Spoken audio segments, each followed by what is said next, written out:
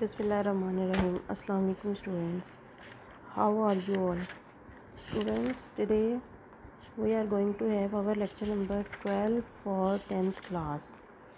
In this lecture we will do the exercise of the second lesson of the book named as Chinese New Year. As we have done some parts of the exercise in our previous lecture, so we will do the remaining parts in this very lecture. Students, first we have the exercise make the present indefinite or present continuous sentences. Students, first of all let me clear you that present indefinite tense shows the work done in a routine or according to a habit, means they are the parts of our habits or routine. And on the other hand, present continuous shows the action that are being continued, means वो जारी होते हैं काम. So we are to fill in the blanks according to either present indefinite or present continuous. First of all we have you dash like chocolate, means ये एक somehow habit की बात हो रही है. So we will use present indefinite. You do not like chocolates, means like जो है बच्चों उसको हम कंटिन्यूस में यूज़ नहीं कर सकते, मीन्स लाइकिंग नहीं हो सकता कभी भी. She dash not study at the moment. Now at the moment phrase shows the work being done in present, means the work is going on, काम जारी है. You are not studying at the moment. Then we have they dash rice every day, means वो हर रोज़ चावल खाने को यानी कि चावल वो खाते हैं हर रोज़. So this is their habit, their routine. We will use they do not eat rice every day, means वो हर रोज़ नहीं खाते. Then we have we dash work now.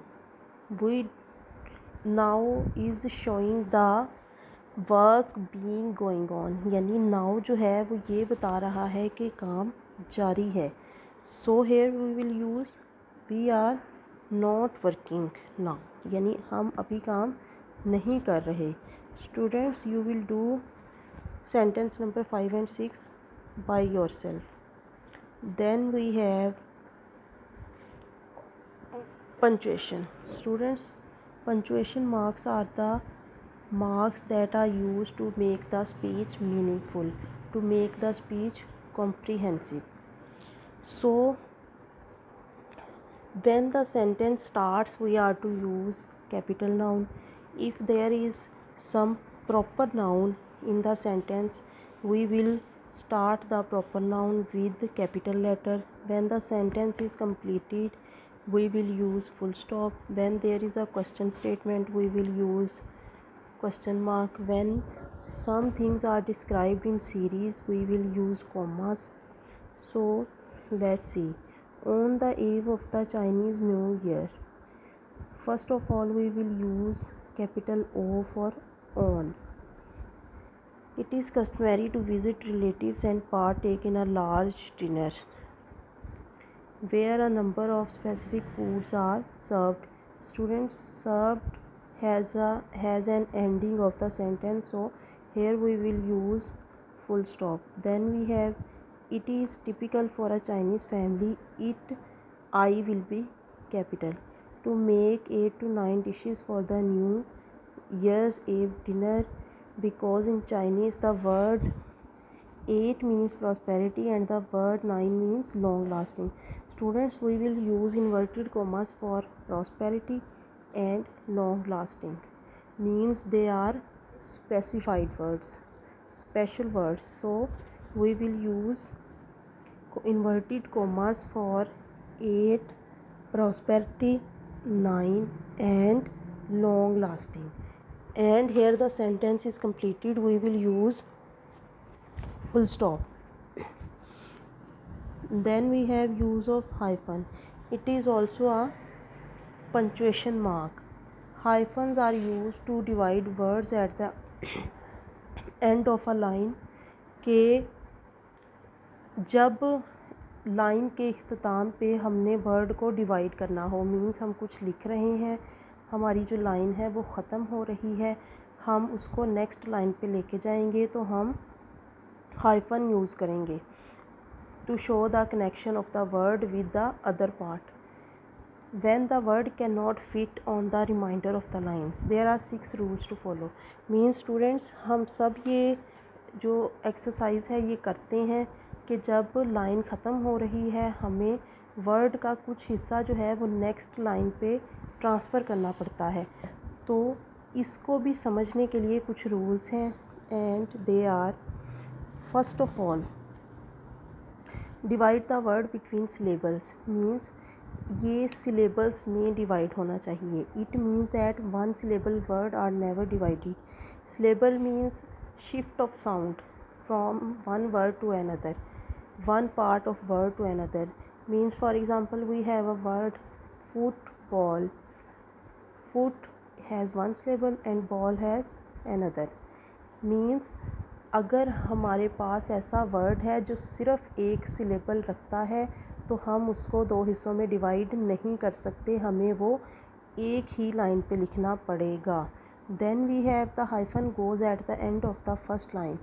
Means for example हमारे पास वर्ड है सपोर्ट.